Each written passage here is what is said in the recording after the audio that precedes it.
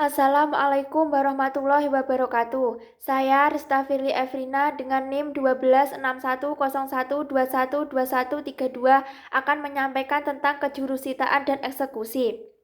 Yang pertama yaitu pengertian kejurusitaan. Jurusita adalah seorang pejabat pengadilan yang ditugaskan melakukan panggilan-panggilan dan peringatan atau ancaman-ancaman resmi terhadap pihak yang bersangkutan di pengadilan. Jurusita diangkat dan diberhentikan oleh Mahkamah Agung atas usul ketua pengadilan yang bersangkutan. Kedudukan jurusita di badan struktur organisasi peradilan berada di bawah panitera karena dalam struktural antara jurusita dengan panitera memiliki garis koordinasi di mana kedudukan dan tugasnya adalah membantu panitera. Selanjutnya yaitu syarat-syarat jurusita. Syarat-syarat menjadi jurusita yang pertama yaitu warga negara Indonesia, yang kedua bertakwa kepada Tuhan Yang Maha Esa, yang ketiga setia kepada Pancasila dan Undang-Undang Dasar Negara Republik Indonesia tahun 1945, yang keempat berijazah pendidikan menengah, yang kelima berpengalaman paling singkat 3 tahun sebagai jurusita pengganti, yang keenam mampu secara jasmani dan rohani untuk menjalankan tugas dan kewajibannya. Selanjutnya yaitu tugas pokok dan fungsi jurusita. Tugas pokok jurusita yaitu yang pertama melaksanakan semua perintah yang diberikan oleh ketua sidang. Yang kedua menyampaikan pengumuman-pengumuman, teguran-teguran dan pemberitahuan penetapan atau putusan pengadilan menurut cara-cara berdasarkan ketentuan undang-undang. Yang ketiga yaitu melakukan penyitaan atas perintah ketua pengadilan. Yang keempat membuat berita acara penyitaan dan yang salinan resminya diserahkan kepada pihak-pihak yang berkepentingan. Selanjutnya yaitu fungsi jurusita. Fungsi jurusita yaitu membantu kelancaran pelaksanaan persidangan pengadilan dan berfungsi sebagai penegak upaya paksa yang secara administratif bertanggung jawab kepada dan berada di bawah koordinasi panitera.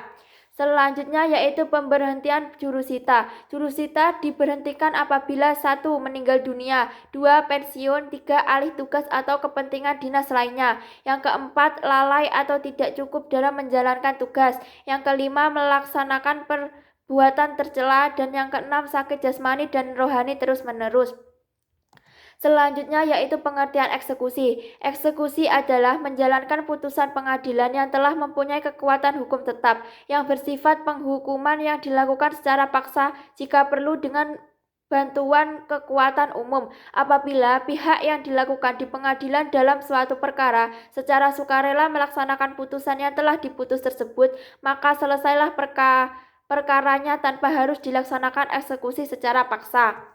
Selanjutnya yaitu eksekusi memiliki beberapa asas. Yang pertama, menjalankan putusan yang berkekuatan hukum tetap. Putusan yang dapat dieksekusi adalah putusan pengadilan yang mempunyai kekuatan hukum eksekutorial, sehingga pada prinsipnya hanya putusan yang telah memperoleh kekuatan hukum tetap yang dapat dijalankan. Yang kedua yaitu putusan tidak dijalankan secara sukarela.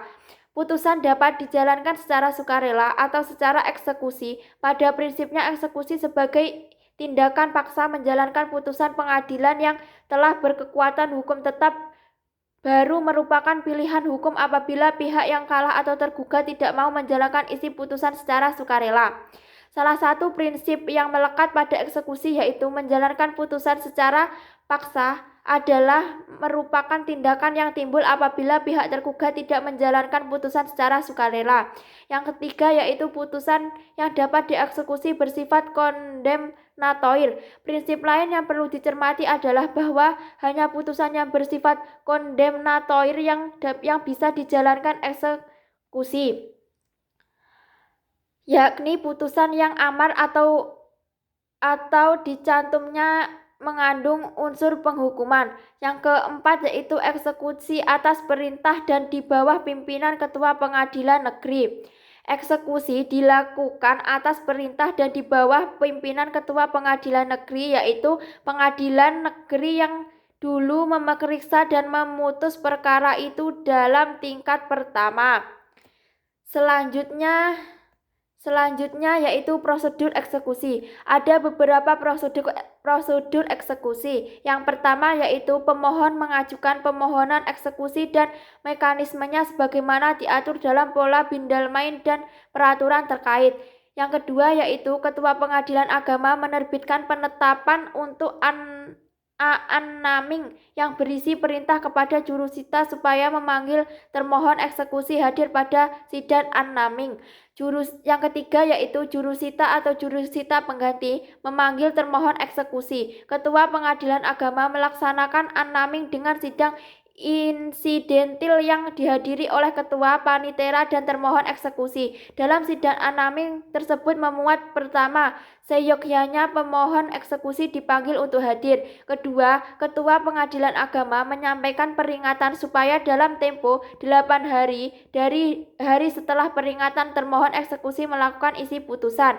Yang ketiga yaitu panitera membuat berita acara sidang annaming dan ditandatangani oleh ketua dan panitera. Yang